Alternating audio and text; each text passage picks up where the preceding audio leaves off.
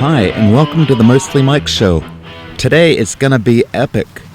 It's new bike day at the Mostly Mike household, and in case you haven't heard already, I am now sponsored by Nukeproof. Just kidding, but maybe someday, you never know. One thing is certain though, it's not gonna be today. So buried beneath all of this material in this box is a Nukeproof Scout. We'll unbox it, assemble it, and add a few of my own goodies, and talk a little bit about what it's got. I guess they call it a bike check.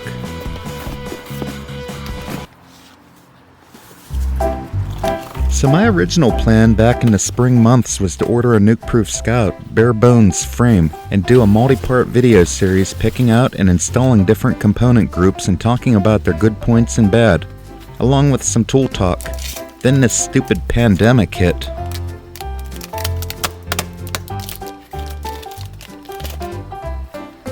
Yeah, lots of luck finding new bikes these days. It seems that aside from a downturn in production at the bike factories, there was a huge upturn in demand for bikes. So that pretty much shattered my dreams and left me nuke-proofless. And that's my story. The end. Well, not really. So about 2 weeks ago, I was minding my own business when I got this notification on my phone from eBay. It seems that a Nukeproof Scout 275 Expert in military green with all the Shimano components has hit the market. I wanted the military green, being that I am a proud veteran of the first Persian Gulf War. As for aluminum, I prefer aluminum bikes. Now the big question, did I get a good deal? Hell no. Yeah, that's right.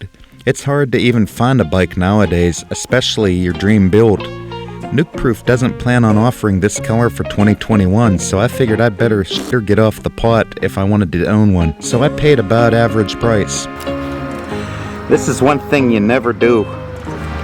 When you ship a bike, you always put either the blue thing or whatever color they are that holds the brake calipers from going together if somebody was to accidentally hit the brake lever. Here's a little tip if you're shipping a bike. Don't do this.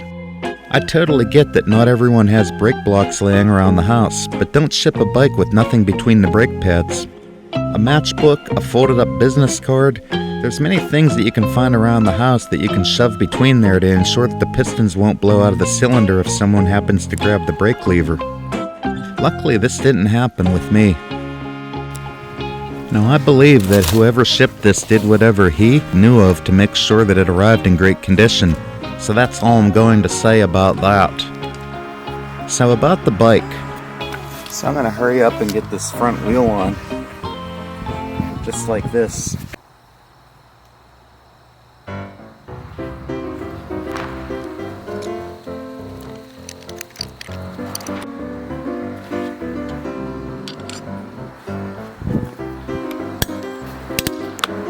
The tires are 27.5 plus Maxxis downhill, which is what I usually run. Of course, DHF in the front, DHR in the rear, mounted on DT Swiss M1900 spline wheels with straight pull spokes.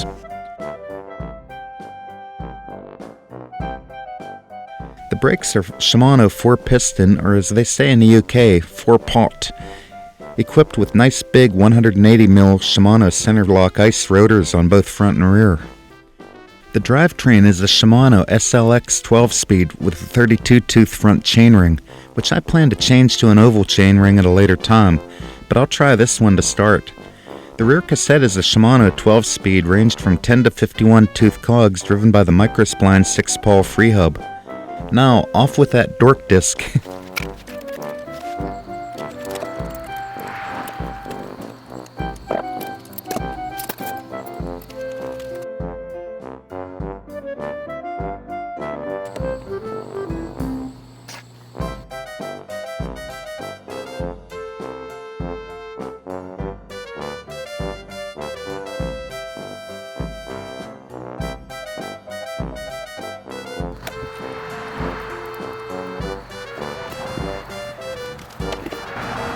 And 40 Newton meters.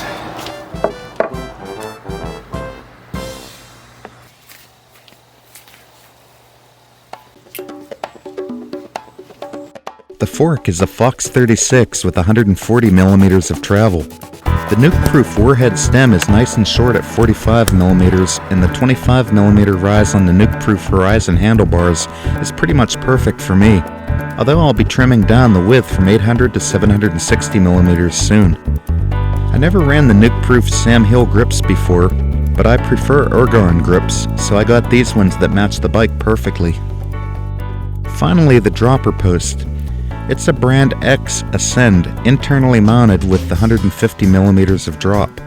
I'm not familiar with Brand X, but I read good reviews about them. The saddle is a Nukeproof Horizon SL, which I think I am going to like.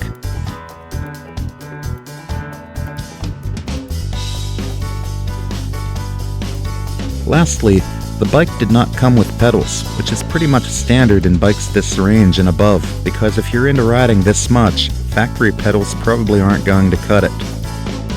I prefer race-face chesters, so I got some chesters color coordinated as well.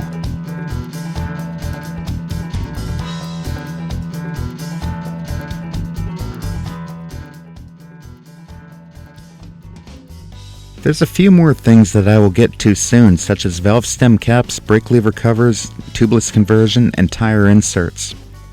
I will report on its performance in future videos. I'm optimistic that with the frame geometry, the Nukeproof Scout should be a real hoot to ride with its slack head angle and playfully short chainstays. I hope you enjoyed this bike check. I'll add some links in the description below for components and tools used in this video.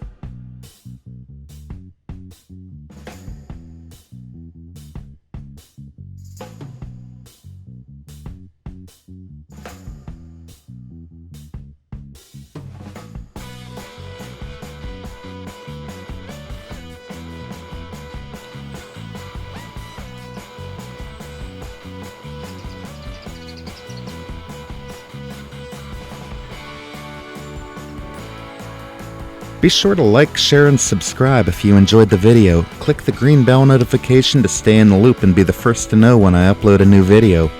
Thanks for watching, and I'll see you next time.